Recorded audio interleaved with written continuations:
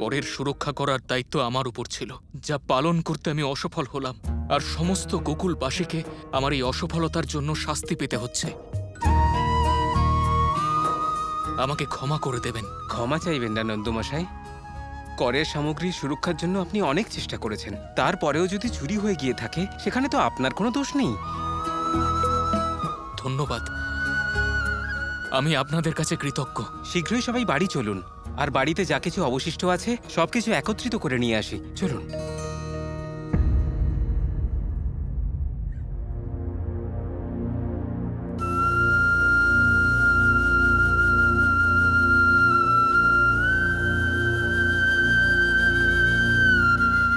গোপাল, বাবা কষ্ট পাচ্ছে দেখে সবাই কষ্ট পাচ্ছে। দাদা, ভালো কিছু পেতে গেলে একটু তো কষ্ট করতেই হবে। কি করে ভাই? চুরি আমরা করলাম আর তার দায়ভার নন্দ বাবাকে নিতে হচ্ছে। সোনাকে গরম করা হলে তবে সেটা চকচক করে। আপনি চিন্তা করবেন না দাদা। তুমি আমার কথা বাদ দাও গোপাল, এই সবার কি হবে? এদেরকে কি করে বোঝাবো? আমরা কোনো বড় ভুল করে ফেললাম না তো? আমি বলছিলাম যে আমাদের এই সমস্ত দুধ, দই, মাখন, ঘি ফেরত দিয়ে দেওয়া উচিত। এইবার কি করব গোপাল? দাদা, সবাইকে বলুন আমরা কিচ্ছু ফেরত দেব না, সব আমাদের পরিকল্পনা মতোই হবে। গোপাল, আরেকবার ভেবে নাও, এই পরিকল্পনার পরিণতিতে কেউ কষ্ট পাবে না তো? দাদা, আমার ওপর বিশ্বাস রাখুন, সময় হলে আমি সব কিছু বলবো। এখন আমি যা বলছি আপনারা সেটাই করুন। ঠিক আছে। বন্ধুরা, আমরা কোনো ভুল করছি না। আমরা আমাদের পরিকল্পনা অনুযায়ী সামনে এগোবো। এ তুমি কি বলছো? ওতে তোমার মন নাকি পাথর হয়ে গেছে? তুমি কি নন্দ বাবার চোখের জল দেখতে পাচ্ছ না? সমস্ত গোকুলবাসীদের মুখে আতঙ্ক দেখতে পাওনি? বিশ্বাস রাখো বৃন্দা, এটাই সঠিক পথ। সব ঠিক হয়ে যাবে। যদি ঠিক না হয় তখন? দাদা, দয়া করে এখন ঝগড়া করবেন না। ঠিক আছে ভাই, আমার এখন তোমার সাথে ঝগড়া করার কোনো ইচ্ছে নেই। শুধু বলতে চাই যে ধৈর্য ধরো। আমরা একই দলের সদস্য, আমিও ঝগড়া করতে চাই না। আমি তোমার কথা মেনে নিলাম। যদি সবকিছু ঠিক না হয় তখন আমার মনে তোমার জন্য কোনো সম্মান থাকবে না।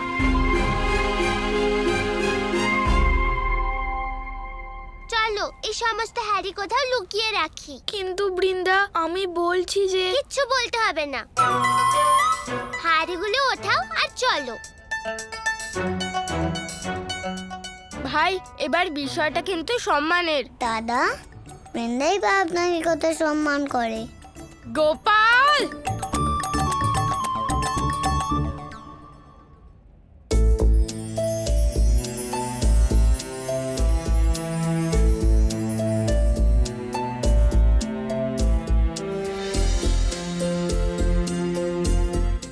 কি যশোদা, তুমি আবার মাখন লুকিয়ে রেখেছো? আরে দিদি, তুমি একবার ভাবো তো, যদি নন্দমশাই জানতে পারে তাহলে কত রেগে যাবে। যতটা রেগে যাবেন ততটাই আনন্দও পাবেন দিদি। যদি কোনো কাজের উদ্দেশ্য পবিত্র হয় তাহলে রাগ এমনি আনন্দে পরিণত হয়। হ্যাঁ যশোদা, এটা তো সত্যি কথা।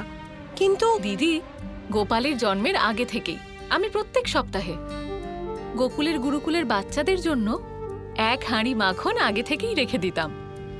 হয়তো এই বাচ্চাদের ভালোবাসার জোরেই আমি আমাদের গোপালকে পেয়েছি। ওদের ভালোবাসার কারণেই তুমি দেখো না আজ আমাদের বাড়িতে কতটা সুখ শান্তি। ওদের মাখন না দিয়ে কিভাবে থাকি বলো? কিন্তু তুমি চিন্তা করো না, এতগুলো বছর যখন আর্য কিছুই জানতে পারেননি তার মানে আর জানতেও পারবেন না। যশোদা, আমি প্রথম থেকেই এই কথাটা জানি।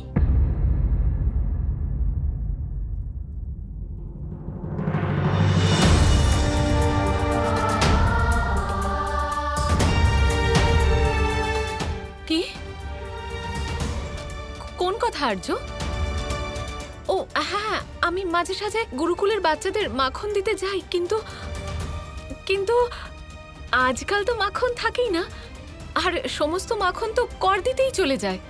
এখন তো আর প্রশ্নই ওঠে না বাচ্চাদের মাখন দে।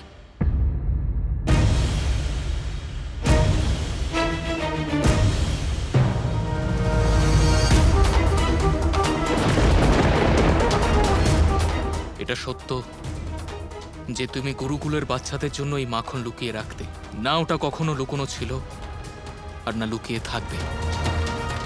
যে কাজ করে তুমি আনন্দ এবং সুখ পাও সেই কাজে আমার কোনো আপত্তি নেই যশোদা,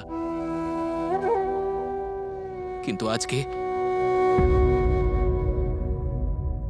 আজ কি আর্য? আজকে আমাকে ক্ষমা করো যশোদা।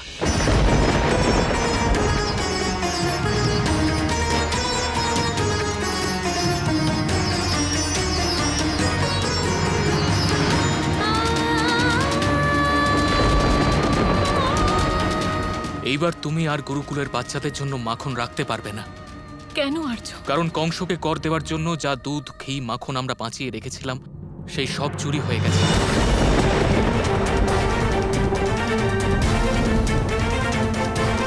সেই জন্য গোকুলের সমস্ত বাড়িতে যতটুকু দুধ আর দুধের তৈরি সামগ্রী অবশিষ্ট আছে সেই সব কিছু আমাদের মথুরায় পাঠাতে হবে। গুরুকুলের বাচ্চাদের জন্য বাঁচিয়ে রাখা এই মাখন।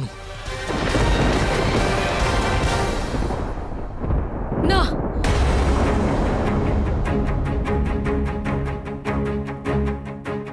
এইটা করবেন না। আমি এটা কিছুতেই দেব না, আমি এটা দেব না। যদি এতটা প্রয়োজন না হতো তাহলে এই কথা আমি তোমাকে কখনোই বলতাম না। দাও। না আর্য, বাড়ির সমস্ত মাখন নিয়ে যান, শুধু শুধু এই একটা হাড়ি নিয়ে যাবেন না। যশোদা, আমি এটা দিতে পারবো না আর্য। যশোদা, বোঝার চেষ্টা করো।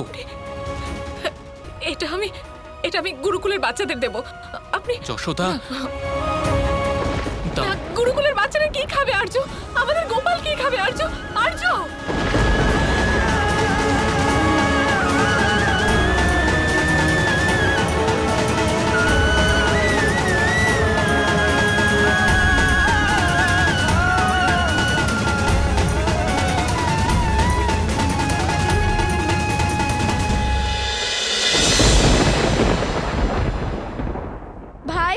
আমাদের অপেক্ষা করাটা আর ঠিক হবে না।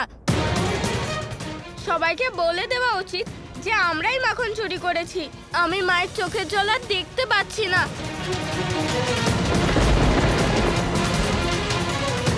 ধৈর্য ধরুন দাদা। ধৈর্য কি করে রাখবো ভাই? সবকিছু অন্যায় হচ্ছে, বাবা দুঃখ পাচ্ছে, দুই মাও কষ্ট পাচ্ছে। বৃন্দার কথা আবার সত্যি হবে না তো? আমি তো আমার চোখেই আমার সম্মান হারাচ্ছি। দাদা, কিচ্ছু হবে না, আমার কথা বিশ্বাস করুন। আমরা যা করছি ঠিক করছি, সব ঠিক হয়ে যাবে।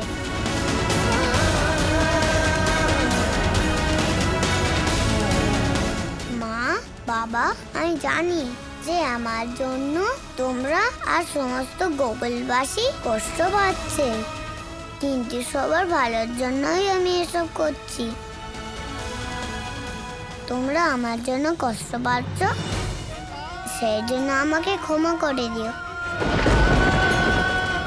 আমি তোমাকে কথা দিচ্ছি মা, তোমার আর গোকুলবাসীদের চোখে যে দুঃখের কান্না বইছে সেটা খুব তাড়াতাড়ি সুখে পরিণত হবে।